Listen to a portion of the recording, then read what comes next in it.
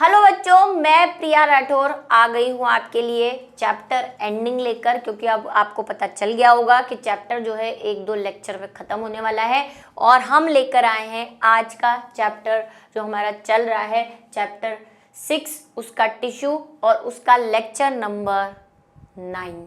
ठीक है, चलिए क्या था चैप्टर फ्लो ये हमने देखा और आज हम उसके एंडिंग की तरफ चले आ रहे हैं।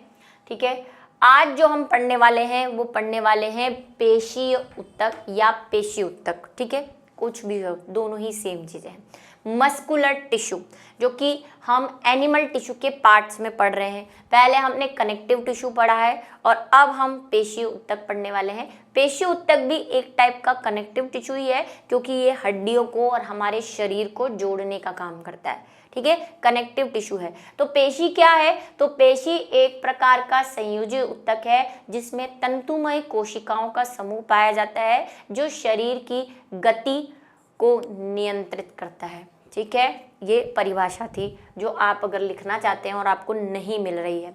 चलिए, पेशी उत्तक यानी मस्कुलर टिश्यू क्या है? तो मसल्स जिसको आप कहते हैं, पूरे शरीर में हमारे क्या प्रेजेंट है?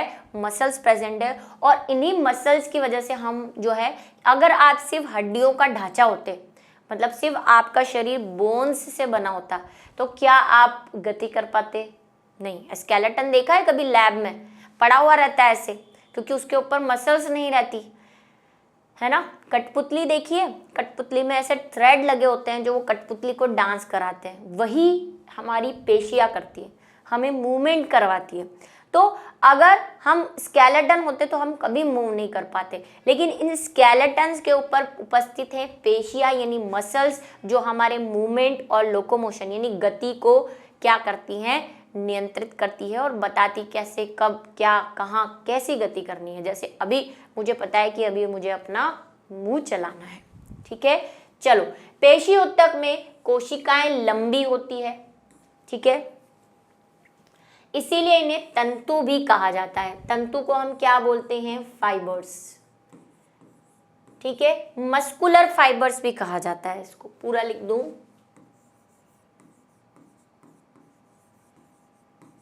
मस्कुलर फाइबर्स भी कहते हैं इसको।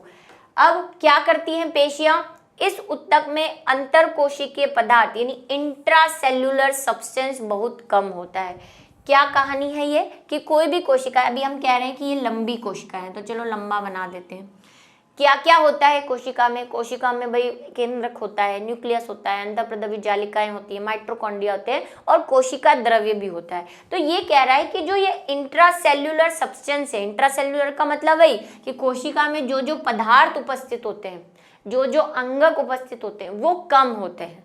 क्यों? जैसे कि केंद्रक होगा तो एक होगा, है ना, और माइटोकॉन्ड्रिया भी जो होंगे वो कम होंगे या छोटी साइज के होंगे, और जो कोशिका द्रव्य है साइटोप्लाज्म में वो भी कम है। ठीक है, माइटोकॉन्ड्रिया तो चाहिए क्योंकि इसको एनर्जी चाहिए। कोशिका द्रव्य जो है वो कम होगा तो क्योंकि इसको दूसरी चीजें ज्यादा मेंटेन करनी है। भाई इसको माइटोकॉन्ड्रिया ज्यादा चाहिए, एनर्जी चाहिए मांसपेशियों को मूव करने के लिए, तो माइटोकॉन्ड्रिया तो इसको ज्यादा चाहिए, तो उसकी कमी कैसे पूरी करेगा? जगह तो उतनी ही है। तो कोशिका द्रव्य और बाकी सब्सटेंस जैसे रिक्तिकाएं हैं, है ना, और माइक्रो सूक्ष्म कणिकाएं भी होती हैं कोशिका द्रव्य में, उनको कम कर देगा। गोल्जी बॉडी का कोई काम नहीं है तो उसको कम कर देगा। ऐसे चीजें कम कर देता है, अंतरकोशिकीय अवकाशों को कम, पदार्थों को कम कर देगा। पेशी उत्तक का मुख्य लक्षण संकुचनशीलता है, यानी कि कॉन्ट्रैक्शन है, कि वही हम क्या कर रहे हैं, एक तरह से हाथ को खींच रहे हैं, ठीक है, या लंबा कर रहे हैं, तो हमारे अंदर की जो पेशियां हैं वो क्या हो रही हैं? कॉन्ट्रैक्ट हो रही है। रिलैक्स कॉन्ट्रैक्ट, रिलैक्स कॉन्ट्रैक्ट ऐसे होती है, जिसकी वजह से हमारा बॉडी पार्ट्स जो है वो मूव करते हैं। तो इनमें क्षमता होती है कॉन्ट्रैक्शन की, बाकी सभी सेल्स में नहीं होती। इसीलिए प्राणी में विभिन्न प्रकार की गतियों के लिए पेशियां ही उत्तरदायी होती हैं। जो भी गति आप कर रहे हो, ये मुंह भी चला रहे हैं तो इसमें पेशियों का योगदान है। ठीक है, कशेरुक में 3 प्रकार की पेशियां पाई जाती है। ठीक है, हालांकि एक चीज मैं आपको और बता देती हूँ, चलो इधर, ये बुक में नहीं है लेकिन मैं आपको बता देती हूँ। कि जो पेशियां होती हैं उनके साइटोप्लाज्म को हम साइटोप्लाज्म नहीं बोलते, उनके साइटोप्लाज्म को हम सार्कोप्लाज्म बोलते हैं। थोड़ा सा ध्यान रख लो आगे के लिए, है ना। और इसकी जो मेम्ब्रेन होती है उसको प्लाज्मा मेम्ब्रेन नहीं बोलते, सार्कोप्लाज्मा मेम्ब्रेन बोलते हैं, या ठीक है सार्कोप्लाज्मा कहते हैं, ठीक है। जो सब्सटेंस होते हैं उसको सार्कोमियर्स, जो थ्रेड होते हैं उसको सार्कोमियर्स। कहीं पढ़ोगे तो आपको ऐसा नहीं लगे कि क्या पढ़ लिया, इसलिए बता रही हूँ कि अंदर जो साइटोप्लाज्म है उसको सार्कोप्लाज्म बोल देते हैं, जो बाहर है उसको सार्कोमियर बोल देते हैं, या सार्को मेम्ब्रेन बोल देते हैं। इस तरह से बोला जाता है, ये बात आप ध्यान रख लो, बुक में नहीं है आपके।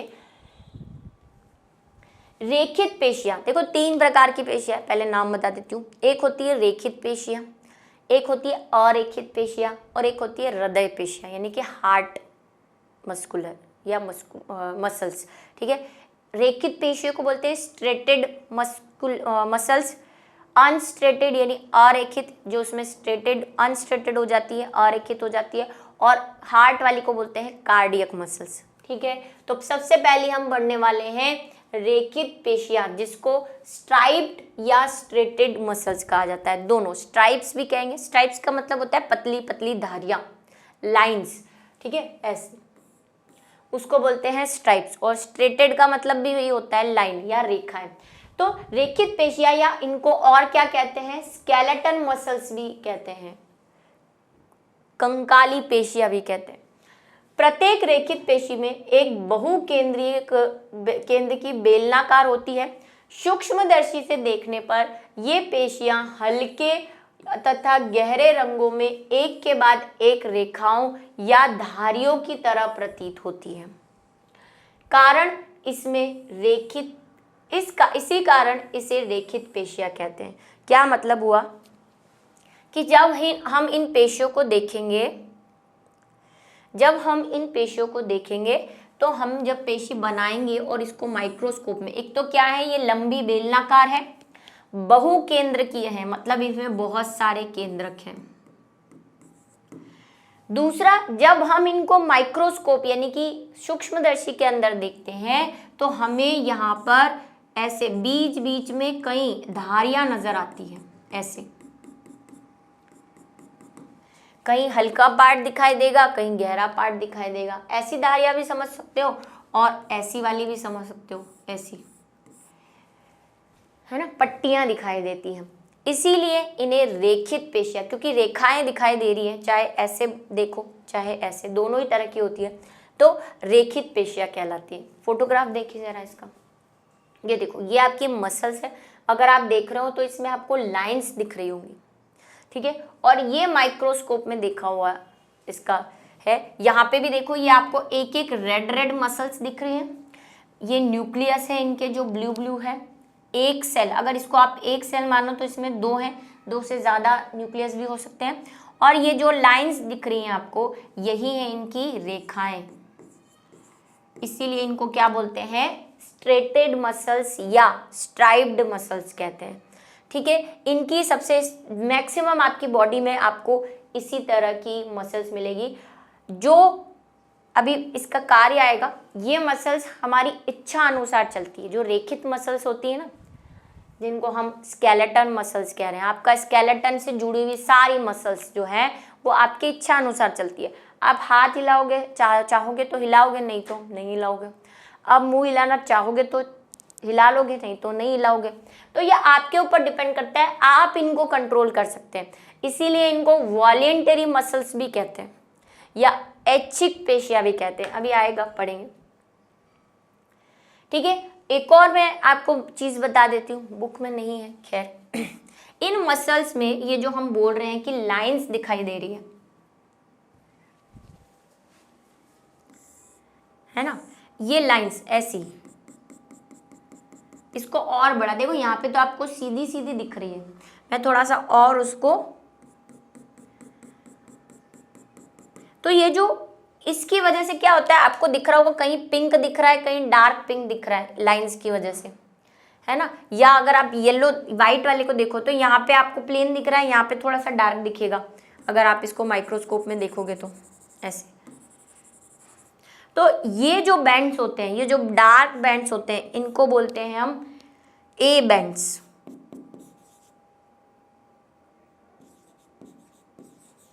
और ये जो लाइटर बैंड्स होते हैं इनको बोलते हैं आई बैंड्स। ठीक है, वैसे ये आपके काम का नहीं है, जस्ट आपको नॉलेज के लिए बता दिया। इन पेशियों को इच्छा अनुसार गति करा सकते हैं। इस प्रकार की पेशियों को ऐच्छिक पेशियां कहा जाता है। इन पेशियों को कंकाल पेशी भी कहते हैं, ये बात हम पहले बोल चुके हैं, क्योंकि ये अधिकतर हड्डियों से जुड़ी रहती है। ठीक है, ऐच्छिक पेशियां हैं, ये इच्छानुसार चलती है।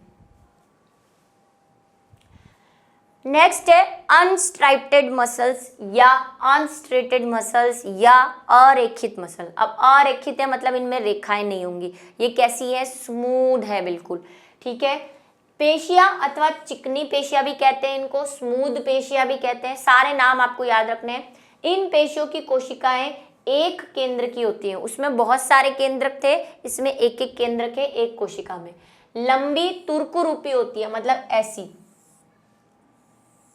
ऐसी होती है और एक ही केंद्रक होगा। वहां क्या था? लंबी थी और बहुत सारे केंद्रक थे। ठीक है, यहाँ पे क्या है? तुर्कुरूपी है। तुर्कु मतलब स्पिंडल शेप है।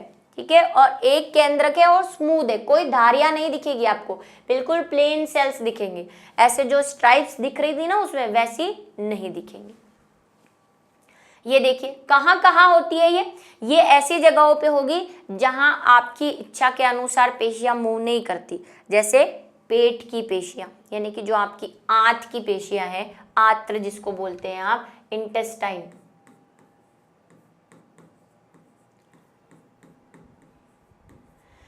इंटेस्टाइन, जब आप खाना खाते हैं तो क्या आप ये सोचते हैं अच्छा अब मेरे को पेट हिलाना है, ऐसे मतलब अंदर की आंतें हिलानी है, या आपको भूख लगती है तो आप सोचते हैं, अंदर आपकी आवाज़ आती है ना जब आप खाना खा लेते हैं तो कुचूर कुचूर कुचूर ऐसी खाना खाते हैं या पानी पीते हैं, तो ये अपने आप मूव करती है। जैसे ही खाना जाएगा वो अपना काम शुरू कर देगी, आपके ऊपर डिपेंडेंसी नहीं है कि आप चाहोगे तभी आपकी पेट की मसल्स हिलेंगी। या जैसे पलकों का झपकना, क्या आप सोचते हो अच्छा मेरे को पलक झपकानी है, ऐसे ऐसे ऐसे आप बातें करते रह रहे हो, आपकी पलक झपकती जा रही है, तो वो अनकंट्रोल है, आपका उस पर कोई कंट्रोल नहीं है।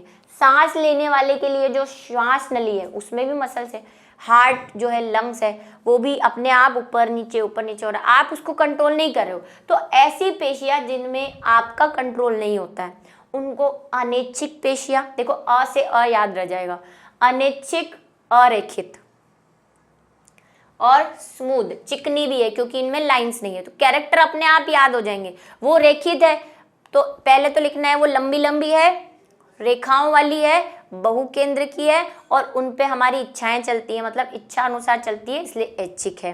ठीक है, ये अनैच्छिक है, अरेखित है, ठीक है, और स्मूथ है, इन पे कुछ भी नहीं है। साथ में एक केंद्र की है, तुर्कुरूपी है, वो लंबी लंबी थी, ये तुर्कुरूपी है। इस उत्तक की कोशिकाएं लंबी बेलनाकार शाखा रहित होती है। ठीक है, कोई शाखाएं नहीं है, सिंगल सिंगल, मतलब ये रहेगी तो एक यहाँ है तो दूसरी इसके पास ऐसे चिपक जाएगी, ऐसे, फिर तीसरी इसके पास ऐसे चिपक जाएगी, शाखाएं नहीं है ना, एक एक सिंगल सिंगल है इस तरह से। जैसे यहाँ पे ये तो खैर एनिमेटेड है तो इतना नहीं, आप तो ये देखिए इस तरह का बनाओगे तो ज़्यादा अच्छा लगेगा क्योंकि होती इस तरह की है ना। ये देखो ऐसे एक एक कोशिका होती है, आपस में शाखाएं नहीं होती। वो क्या थी, उनमें शाखाएं उनमें भी नहीं, वो सिर्फ लंबी है, वो ऐसे अटैच थी, ऐसे ऐसे देखी थी ना आपने, ये देखो ये ऐसे अटैच थी। चलिए कहाँ कहाँ स्मूथ मसल्स, इंग्लिश वाला भी नाम याद रखेंगे, कहाँ मिलेगी? कुछ गतियों को इच्छा अनुसार प्रारंभ या बंद नहीं कर सकते, जैसा कि मैंने कहा चिकनी पेशियां,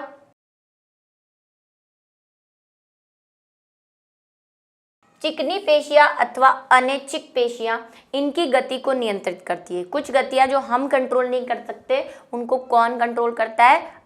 चिकनी या अरेखित या अनैच्छिक पेशियां कंट्रोल करती है। ये आँख की पलक, वही मैंने जैसे कहा, मूत्रवाहिनी यानी कि टॉयलेट आना। क्या आप सोचते हो कि अच्छा 1 घंटा हो गया है, अभी मेरे को टॉयलेट जाना है, चल टॉयलेट आ, फिर आपको फील आता है कि अच्छा मेरे को टॉयलेट आ रहा है और अब चल, अपने आप फील आता है। आपका जो ब्लैडर है, यूरिनरी ब्लैडर, मूत्र जो थैली है वो भर जाती है, तो आपको सिग्नल मिल जाता है कि अच्छा यूरिन आ रहा है, और आप उसको कंट्रोल, एक लिमिट तक कंट्रोल कर पाते हो। फिर वो क्या होगा, जो होगा तो वो अनकंट्रोल्ड है वहां की पेशियां। बच्चे तो बिल्कुल नहीं कर पाते हैं ना, छोटे बच्चे इसीलिए रात को नींद में टॉयलेट कर, क्योंकि वो अनकंट्रोल है, उस पर किसी का कंट्रोल नहीं है। फेफड़ों की जो मैंने कहा सांस, ये फेफड़े अपने आप ऊपर नीचे हो रहे हैं, आप उनको गाइड नहीं कर रहे कि चल ऊपर जा, चल नीचे जा, ऐसे नहीं, अपने आप। फेफड़ों में श्वसनी में भी पाई जाती है या जाता है, ठीक है, इस प्रकार की जो गतियां हैं और इस प्रकार की जो पेशियां हैं। बाकी मैंने आपको डायग्राम दे ही दिया, एक आंत्र में, इन इंटेस्टाइन में भी इस प्रकार की गति मिलेगी। अब है इंपॉर्टेंट सबसे हृदय पेशियां, यानी कि हृदय पेशियां या कार्डियक मसल्स। इनको जरा गौर से सुने। हृदय पेशियों की कोशिकाएं एक केंद्र की होती है, अपेक्षाकृत छोटी, बहुधा शाखित होती हैं, शाखाएं परस्पर मिलकर एक जाल का निर्माण कर लेती है। पेशीय द्रव में उपस्थित तंतुओं में गहरी हल्की पट्टियां होती है, जिनके संपात के कारण हृदय पेशी के पेशी तंतु रेखित दिखाई देते हैं। ये दोनों का मिक्सचर है। देखो, रेखित पेशियां कैसी थी, उनमें रेखाएं थी। हृदय पेशियों में यहाँ पे देखो तंतु है, तंतु की वजह से ये कैसी दिखाई दे रही है, रेखित दिखाई दे रही है।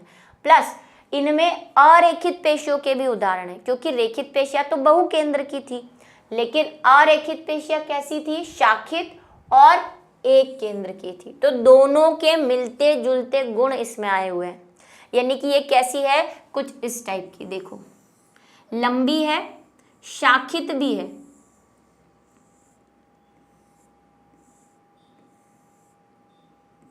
ऐसे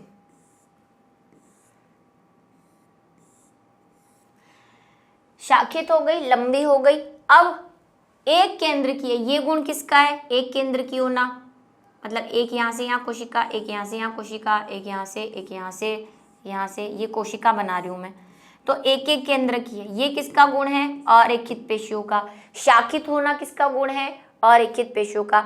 लेकिन इनमें बीच बीच में क्या आपको बैंड्स भी दिख रहे हैं, ऐसे डार्क डार्क, ऐसे ये डार्क बैंड्स होना किसका गुण था, ये हमारी रेखित पेशियों का गुण था। तो इसमें इसी वजह से ये रेखित भी दिखाई देती है, और कई बुक्स ऐसा लिखती है कि ये रेखित व अरेखित पेशियों का मिक्सचर होती है।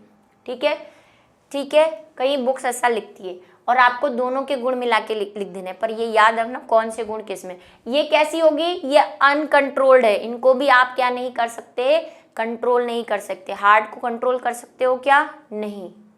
सांस को फिर भी 2-3 मिनट के लिए रोक सकते हो, हार्ट को तो रोक ही नहीं सकते। अनकंट्रोल्ड है, कैसा है, अनैच्छिक है।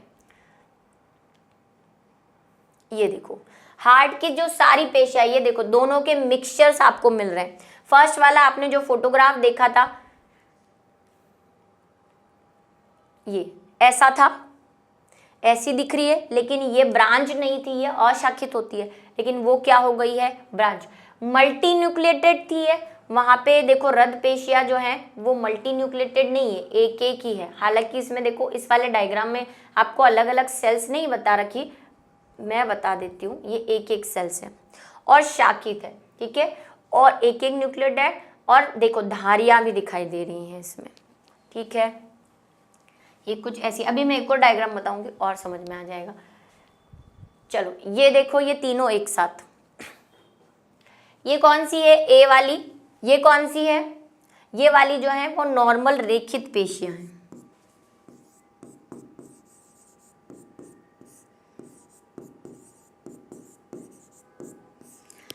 क्योंकि इनमें लाइंस दिख रही हैं, लेकिन ये शाखित नहीं है, सीधी लंबी के लंबी दिख रही है, और न्यूक्लियस दिख रहा है आपको बीच बीच में, ठीक है।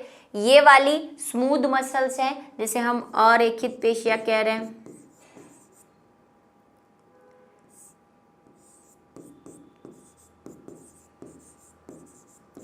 स्मूथ मसल्स, और ये दोनों का मिक्सचर। इसमें लाइंस भी दिख रही हैं, इनमें देखो एक एक ही केंद्रक था एक कोशिका में, जैसे मैंने वहाँ पे बनाई थी ब्लैक बोर्ड पे, उसी तरह वैसे ही आप बनाएंगे, ड्रॉ करेंगे इसको। और ये वाली देखिए, ये वाली जो है ये शाखित है और ये हैं हृदय पेशियाँ, कार्डियक मसल्स।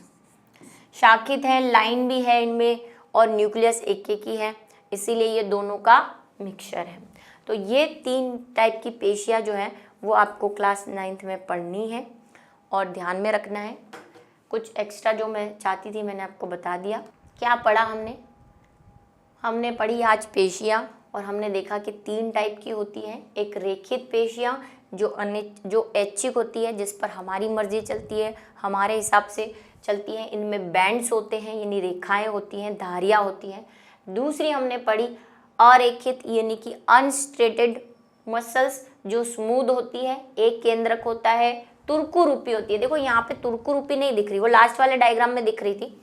ऐसी बनाएंगे आप तो ज़्यादा अच्छी रहेगी। इनमें हमारा जोर नहीं चलता, ये बिल्कुल कैसी है, अनैच्छिक है। यहाँ कहीं लिख दूँ क्योंकि वो बहुत कॉर्नर पे लिखा हुआ है, अनैच्छिक। ठीक है,